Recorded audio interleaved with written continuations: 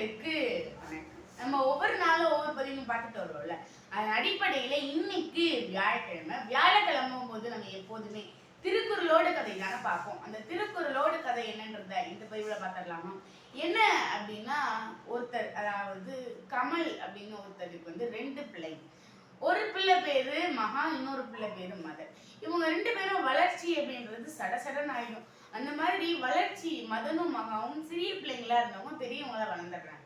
அதுக்கடுத்து அவங்களுக்கு பிடிச்ச வழியில அவங்க சம்பாதிக்கணும், பொருள் ஈட்டணும். இது எல்லாருக்கும் உள்ள நியாயம் தானே. அப்ப ஒரு நாள் மதனையும் மகாவையும் கூப்பிட்டு, அடுத்து நீங்க என்ன பண்ணணும்னு நினைக்கிறீங்க அப்படின்னு கமல் கூப்பிட்டு கேட்கிறார். உடனே கேட்ட உடனே மதன் முந்திட்டு சொல்றான், அப்பா நீங்க எனக்கு பணம் கொடுங்க, அதை வச்சு நான் கப்பல் வாங்கி அதுல வணிகம் செஞ்சு நான் ரொம்ப பெரிய ஆளா வருவேன் அப்படின்னு சொல்றான். உடனே அதுக்கு மகா சொல்றா, அப்பா எனக்கு நீங்க பணம் கொடுத்தீங்கன்னா நான் மேலும் படிப்பேன், படிச்சு நான் ஒரு அரச பதவியில வேலை பார்ப்பேன். அந்த அரச பதவியில வேலை பார்க்கறது மூலமா எனக்கு ரொம்பவே சந்தோஷத்தை கிடைக்கும். அந்த சந்தோஷத்து மூலமா நான் நிறைய பொருள் ஈட்டி நானும் சந்தோஷமா இருப்பேன், என்னை படிக்க வைங்கப்பா, கல்விதான் அழியாத செல்வம் அப்படின்னு சொல்றேன். உன்னை மகன், இவளோட நிறைய சம்பாதிச்சு வரேன்ப்பா, ஏன் மகா அப்படி பண்ற, போ, உன்ன மாதிரிலாம் என்னால படிக்க முடியாது அப்படின்னு சொல்லிட்டு மதனுக்கும் மகாவுக்கும் அவங்க அப்பா என்ன பண்றாரு அப்படின்னா, அவருடைய சொத்தை பிரிச்சு அதை வித்து அவங்களுக்கு பணமா கொடுக்குறாரு. 2 பேர் கையிலே கொடுக்குறாரு. மதன் அவன் சொன்ன மாதிரியே கப்பல் வாங்குறான். கப்பல் வாங்கி வணிகம் செய்யலாம். ஆனா மகா படிச்சுட்டு அப்புறம் ஒரு அரசு ஆசிரியர் பணியில இருக்கான். இப்படி இருந்த சூழ்நிலையில இப்ப மகாவுடைய வருமானத்தை விட நம்ம மதனுடைய வருமானம் அதிகமா தான் இருந்துச்சு. நிறைய பொருள் ஈட்டினார். அப்ப ஈட்டும் போது என்ன ஆகுது அப்படின்னா, ஒரு நாள் மதனுடைய கப்பல்ல வியாபாரம் செய்யணும்ல, கப்பலுக்குள்ள போய் கடல்வாழ் உயிரினங்கள்லாம் எடுத்து தானே நம்ம கப்பல் வச்சு வியாபாரம் செய்ய முடியும். அப்ப அப்படி எடுக்கும் போது ஒரு நாள் புயல்ல சிக்கி அவனுடைய கப்பல் போயிடுது. போனதுக்கு அப்புறமா இவன் எப்படியோ அதுல இருந்த இவன் மற்றவங்க எல்லாம் எப்படியோ உயிர் தப்பிச்சு வந்துடுறாங்க. ஆனா அவனுடைய கப்பல் கிடையாது. அதுலதான் அத்தனை ஒரு பொருள்களையுமே வச்சுட்டு அதான் போனான். ஆனா அப்புறம் அந்த கப்பல் கிடைக்காதது அவனுக்கு ரொம்ப பெரிய ஒரு இழப்பா மாறிடு.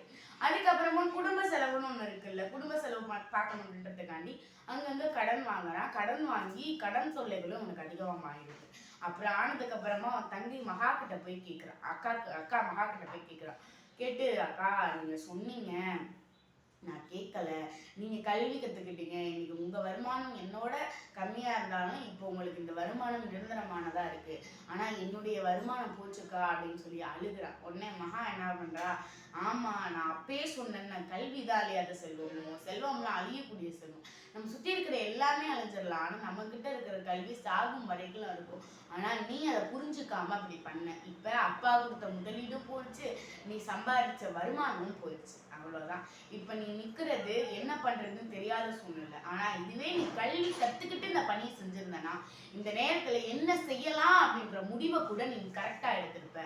அந்த ஒரு முடிவை எடுக்கிறதுக்காண்டி தான் கல்வியை கத்துக்கணும்னு சொல்றது அப்படின்னு சொல்றான். உடனே இதை கேட்ட மதனுக்கு அப்பதான் புரியுது, நம்ம கல்வி கத்துக்கிடணும் அப்படின்னு.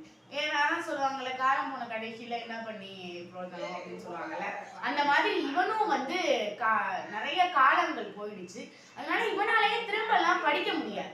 அப்படி திரும்ப படிக்க முடியாத காரணத்தினால அவன் ஒன்றும் பண்ண முடியாது. அவ்வளவுதான், அவனோட வேலை முடிஞ்சிருச்சு. இனிமே அவன் வருங்கால சந்ததிகளை தான் கரெக்ட் பண்ணணும், சரியா வச்சுக்கணும். அப்ப மகா சொல்றது என்னன்னா, நீ இனிமே வருங்காலத்துல நல்ல நல்ல உன்னுடைய பிள்ளைகளை நல்லா படிக்க வச்சு ஒன்ன மாதிரி வளர்த்துறாத.